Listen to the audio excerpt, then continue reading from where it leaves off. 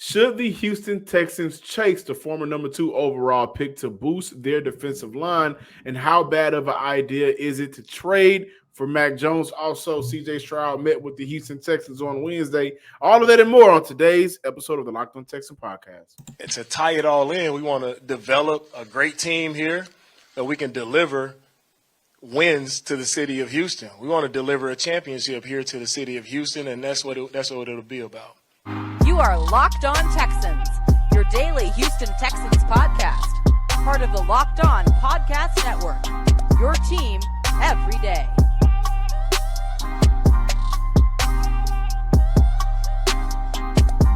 Welcome, everybody, to a Thursday episode of the Locked On Texan podcast, a part of the Locked On Podcast Network, your team every day. This episode is brought to you by FanDuel Sportsbook, official sports book of the NFL. Make every moment more. Visit fanduel.com/lockedon today to get started.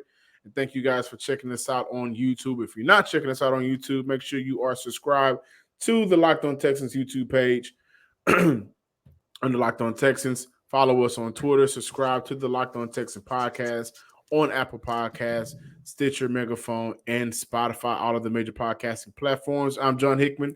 Of course, on the other side of this beautiful, handsome screen is Sports Illustrated's and Texan Credential Media members own Cody Davis. And Cody, we got to go back to the past, right? Today we're going to talk about the ridiculous idea of trading for Mac Jones, CJ Stroud's visit with the Houston Texans. What does that mean? But we got to go back in the past, Cody. A few years ago, fresh out of college, where did we intern? ESPN 97.5. And let's talk about the scenario that was proposed by ESPN 97.5's own Cody Stutes, which he suggested the Houston Texans should consider moving the number 12 overall pick to the Washington Commanders in exchange for edge rusher Chase Young. I do want to mention that 2020, Chase Young, Pro Bowler, Defensive Rookie of the Year. However, since that stellar rookie year, has only played 12 games in 2 years due to an ACL injury. Had one and a half sacks in 2021. In that same season, he played 80% of the defensive snaps in eligible games. Ron Rivera, who is not necessarily 100% sold on Chase Young in terms of picking up his fifth-year option, not the talent nor the player, just the money it would take to keep him around, picking up their fifth-year option, said that the team has yet to make a decision on whether they would pick up Chase Young's fifth-year option, which is right now $17.45 million.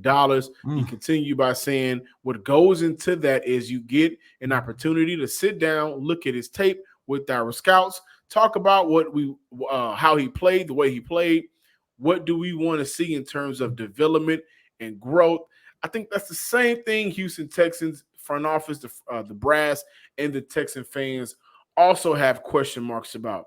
How will he develop coming back off of an ACL injury for a full season? Because the last time we saw Chase Young play a full 9 games, I'll say 9 games in 2021 before he got hurt, wasn't necessarily spectacular. Now in 2020, his rookie year, 0.9 sacks per 100 snaps. In 2021, 0.34 sacks per 100 snaps. So that number went down. His pressures did go up per 100 snaps in the year-to-year comparison, going from 2.88 up to 2.91. But with Chase Young, when I look at Chase Young and whether or not I think that the conversation around trading the number 12 overall pick is an incredible risk. Chase Young and the things that he does on the field. When I look at some tape, he can easily misread his assignment, losing outside contain, doesn't finish through plays a lot of times, taking on trap blocks, and doing these things consistently. He doesn't do a lot of these things consistently during the first I can go ahead and say season and a half, nearly 2 seasons of him playing in the NFL. Those are some issues or concerns, I believe. And in fairness, Washington passing defense in the 2021 season was terrible. One of the worst DB groups in the NFL. Teams were able to throw on the Commanders quickly, and that did hinder the success of the defensive front. But we were able to see Jonathan Allen have a good year that year. We were able to see Montez Sweat have a good year that year. For Chase, a lot of the things that he fails to do consistently on the football field is from mental errors. That perspective is from my eyes. I think I cannot justify trading the number 12 overall pick, Cody and listeners. I can justify trading 33. I'm okay with 33. I've talked about it before. I think 12 and 33 are the two picks where it gives you the flexibility to move around, and it also allows you to pick a player at those two spots, especially 12, where you really like a guy and you believe they can come in day one and change offensive side of the ball or the defensive side of the ball. I think Houston at 12 has a possibility to do that. And so if I look at 12 and I say, there's a guy out there that can come in day one and change your defense, I'm not trading that pick for a Chase Young who haven't seen play meaningful football, productive football, in a couple of seasons. I'm just not on board with that. I think 33 is the way to go if you do believe that Chase Young can be a guy for your future. Right now, I look at Chase Young as a player who I kind of looked at how I looked at Jadeveon Clowney for a couple of seasons when he first came into the league. Honestly, the talent is there, the athleticism is there, the strength is there, the speed is there. It's the injury, also the mental mistakes and errors that we will see, that we have seen from the two before they take their next step. And trading the number 12 overall pick is just too much of an incredible risk, expensive risk, if I may add, that I don't think the Houston Texans should take. Should the Houston Texans trade for Chase Young? Yes. For the number 2 pick? No. For the number 12 pick? No. For the number 33 pick? No. Plain and simple. I'm okay with that. If I'm general manager Nick Caserio, I am calling up Washington. I do believe that Nick Caserio and D'Amico Ryans, because I do believe D'Amico definitely wants a prospect, a young player that can actually come in and help change that defensive line unit like you and I talked about here a lot on the show, John. However, there is just too much at risk when you start talking about trading for Chase Young, especially considering what is his 5th-year option? $17.5 million? 17.5.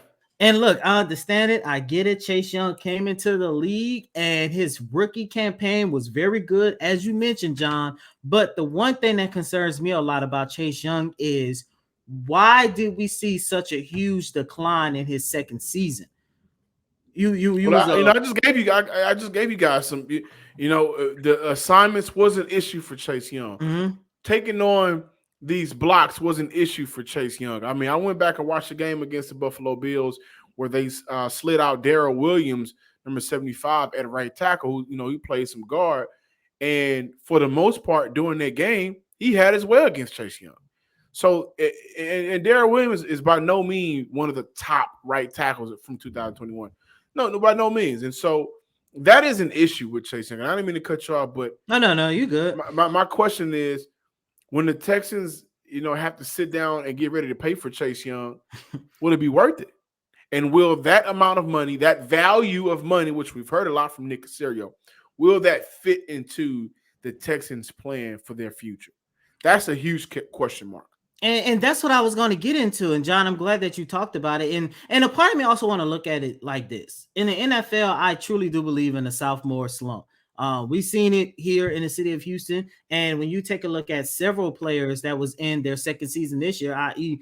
part of the reason why we about to, talk about this crazy idea of the Texans trading for Mac Jones, the sophomore slump is a real thing in this league. However, John, once again, Chase Young is a very talented player, but you also got to keep in mind that, as you just mentioned, he is also coming off an ACL injury. So he has two things working against him that's where it doesn't matter if it's the Texans or any player or any team, it's going to be a risk, plain and simple. And look, when you talk about the good things of Chase Young, you're looking at a guy that can definitely provide and give you everything that you want out of a young defensive lineman. You're looking at a guy who knows how to get after the quarterback. You're looking at a guy who definitely knows how to help stop the run. This is a guy in his first 3 seasons, his run defensive grade was an average of 79.6.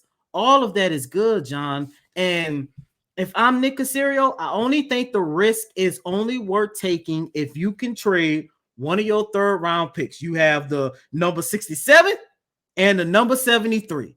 And of course, the Washington Commanders, they're going to do their homework, shopping around the league to see if you get anything better. But when you talk about the slump that he had, and not only that, it's not like he really had an opportunity to really learn from the mistakes of his sophomore season, because halfway through the year, he got hurt. So now you're looking at it from a standpoint of he spent a whole entire year rehabbing and trying to recover and trying to work himself back into football shape, trying to get back to the player that he was during his rookie campaign. It's just too much of a risk, John. Like I mentioned, third round pick, I'm okay with. Anything above that, no, that's okay. I want to say that the Washington Commanders haven't made it known that they are actively shopping Chase Young.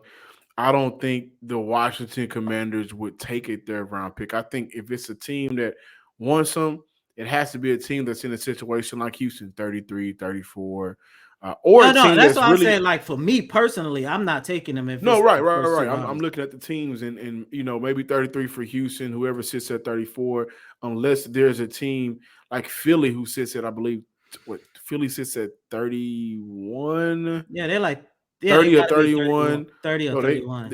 A team like that you can still get a 1st round pick back, but it may be later. I don't see Chase going for a high pick. I also think that there are some edge rushers coming out in this year's draft that may be able to replicate what Chase Young was able to do in his rookie year and continue that, have that success sustained over the course of a couple of seasons. Because as we're talking about, in his 2nd year before he went down, he did play in 80% of the defensive eligible snaps. However, the way the production fell off wasn't because I don't think was necessarily due to the sophomore slump. I think the way Chase went about the game was different.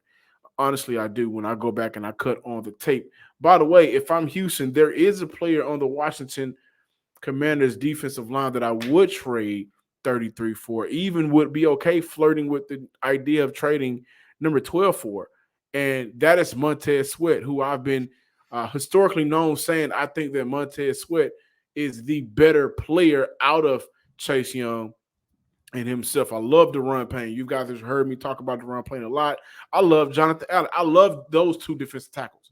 But when I look at the rest of that D-line, Montez Sweat does some things that I really love, and I think that you combine that with D'Amico Ryans in the situation where he can be the guy, that'd kind of be scary. And I wouldn't be mad if Houston said, you know what, number 12 is okay. We'll go ahead and move on from number 12 for a guy like that. Who's also up for a contract. He's an unrestricted free agent next year. I love number 12, John. You know how much I love 12, but for that, I'll be like, okay, I'll be okay with that flip. The NBA playoffs are almost here, and now is the perfect time to download FanDuel, America's #1 sportsbook, because new customers get a no-sweat first bet up to $1,000. That is bonus bets back if your first bet doesn't win. You just download the FanDuel Sportsbook app. It's safe, it's secure, it's super easy to use. Then you can bet on everything from the money line to point scores and threes drained. You can't beat that. Plus, FanDuel even allows you to combine your bets for a chance at a bigger payout with same-game parlays. Don't miss out on your chance to get your no-sweat first bet up to $1,000 in bonus bets back when you go to FanDuel.com/LockedOn. That's FanDuel.com/LockedOn to learn more. Welcome back in, ladies and gentlemen, to this Thursday installment of Locked On Texans. And we opened up the show talking about the possibility of whether or not the Houston Texans should trade Chase Young. In the words of former head coach Lovie Smith, that is all hypotheticals. We're not going to get into hypotheticals. However, one of the things that probably will happen towards the end of this month is the Houston Texans drafting a quarterback with the #2 overall pick of the 2023 NFL draft. I do want to say this. Let's at number 2, man. I was able to, get some information. A little birdie told me that the rumors are making the Texans laugh. They're ready to be past it. I think the Texans will draft a quarterback at number 2. And Cody, I'm glad you were going to open up with CJ Stroud, because whether it's Bryce Young or CJ, they do have an opportunity to get it right. These rumors of whether they go Will Anderson, who has met with the Houston Texans, or whether they trade back and maybe go hit and hooker late. It's a lot of rumors out there. Let's just calm down. And there you have it. And on yesterday, the Houston Texans continued to do their homework, and they held a top 30 visit with CJ.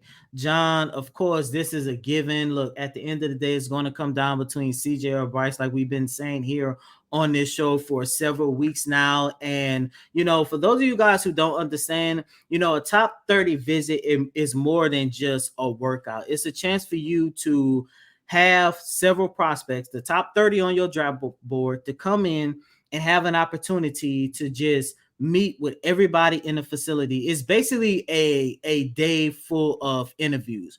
Of course, you have to go through your workouts and everything else in between, but it's an opportunity for the general managers, the head coach, the coordinators, the position coaches, former teammates who might be in the building, for several people, presidents, owners, for several people to finally come in and get some one-on-one time to see if you meet all of the qualifications, so everybody can feel comfortable when on how they're going to select you with whatever pick. And look, CJ, this is a guy who is arguably the best quarterback prospect out there. John, you know me, I'm looking at this as 1A and 1B. If you ask me, the Houston Texans cannot go wrong with neither one of these selections. And due to the new leadership that's involved, I finally do believe that this is an opportunity where we can all feel comfortable in the Houston Texans getting it right. Yeah, and I think it's happening at the perfect time, right? We just heard a couple of days ago Frank Wright mentioned that the size doesn't worry him in terms of Bryce Young. He's not 6 foot all the way. He's barely under. D'Amico said the same thing too. Under 200 pounds, right? But we look at Frank Wright as a guy that it was a foregone conclusion because of CJ Stroud's size that he would be going number 1. And so now with that coming out around the same time, we get Houston and CJ Stroud having one of their top 30 meetings. I think this is a perfect opportunity for CJ to say, hey, listen, if I'm there at 2, this is why you should draft me. And if I'm the Houston Texans, this is important, not necessarily for Nick Caserio, right? I think that from what I've heard, starting off in mid last season, Nick has liked CJ Stroud. But I think this is a perfect opportunity for somebody that's coming into a new situation, which is now your new head coach, D'Amico Ryans, to get his own view, thought process over a player like CJ Stroud, and the characteristics of how he could possibly be as a quarterback in terms of a leader out on there in the field. And by the way, I love CJ Stroud's arm. I don't think Bryce Young's arm strength is a problem, but I love what CJ Stroud can do with his arm strength. So I say all of that to say this was kind of divine intervention to where there's still a possibility for Houston to get CJ, just like there's still a possibility for Houston to get Bryce Young. The foregone conclusion that Carolina has a guy that they're going to stick with. This isn't like when Jacksonville knew Trevor Lawrence was number 1, right? Anything can happen. But this is an opportunity for Houston to say, well, if it's you or the other guy, we will be prepared. And meeting with both quarterbacks, I'll tell you why this is important in my eyes. This can allow you to determine how you want to plan out the rest of the draft. I think so, right? And so CJ may allow you to think about how you want to address the offense. Or do you want to put wide receiver as the next immediate need after quarterback? Or when you look at Bryce Young and what he was able to do with a lot of the younger, I'm not going to call them no names, but younger receivers, or the receivers that we're not used to seeing at Alabama, and still was able to go out there and have a phenomenal year. right? Well, then maybe you may look at Bryce Young and say, with his talent and now he can play football at the quarterback position, maybe at 12 we do go and get edge. Or we do look at 12 as a trading piece. Of maybe we trade for a guy that, we just mentioned Montez Sweat, or God forbid Chase Young, or a guy like that. So that's why it's important going through these meetings to see, okay, how is he as a leader? How is he in the locker room? What is his thoughts? The type of system he's playing in. How can we help him? Does what he's played in the past, does that go against what we want Bobby Slowick and his offense to look like? But it also does help with addressing the rest of the draft, and maybe not necessarily up front with the 12 and 33. So let me correct myself. But maybe later in the draft, you look at a guy that could possibly help out your quarterback, if you draft him, like a Tank Bell or things of that nature. So it's very interesting. I love the fact that Frank Wright came out and said there isn't a foregone conclusion that we're going to take CJ Stroud. I think both of these teams are doing a lot of playing media games right now. I love it, honestly, playing coy with one another. But this is where we are. And I do want to mention this really quick. It's kind of ironic the Houston Texans met with CJ on Wednesday, and the Indianapolis Colts met with Bryce Young on Monday. So if the Carolina Panthers don't pick neither of the two, we would definitely have an AFC South division where we have Bryce Young and CJ. That's going to be a whole lot of fun.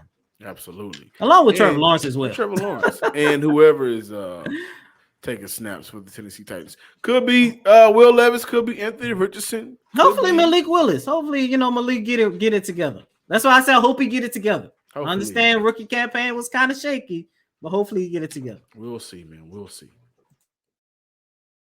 Thanks for making this episode of the Locked On Texans your first listen every day. For your second listen, check out Locked On NFL Scouting with the Draft Dudes. From free agency to the draft, salary cap management, and much more. Join NFL experts Kyle Krabs and Joe Marino as they take you through what it's like to build a successful NFL franchise every Monday through Friday. Find Locked On NFL Scouting with the Draft Dudes wherever you get your podcasts and on YouTube, part of the Locked On Podcast Network, your team every day. I think we can get in and get out on this next discussion.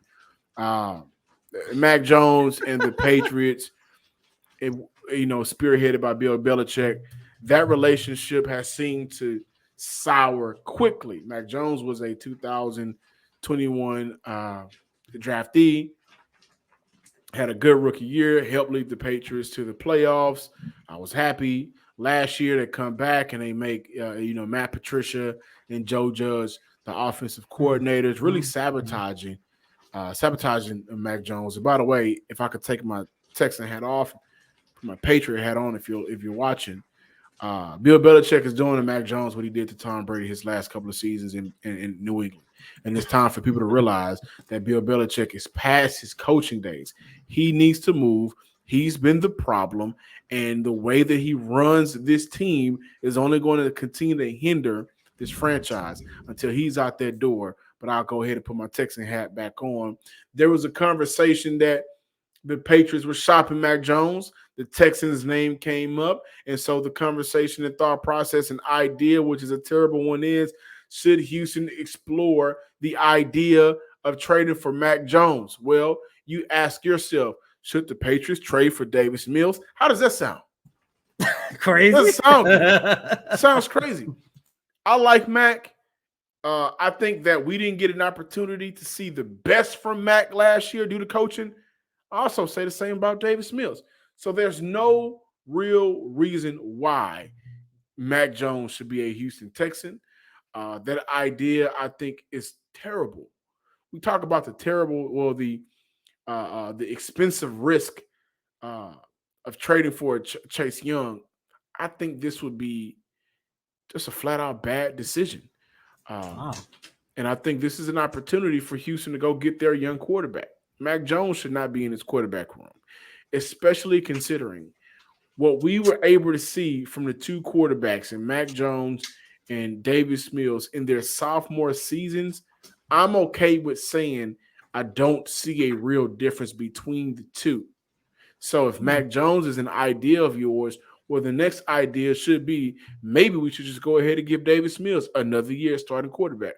And if that's an idea of yours, then maybe you shouldn't be wanting to be a maybe leave Ultimate Football GM or leave that alone, because Davis Mills should not be the starting quarterback for another year. So I do not like that idea. I think it's terrible, and we all got to pray that does not happen for the Houston Texans. I don't think it's a terrible idea, but I don't believe the Houston Texans should pursue it.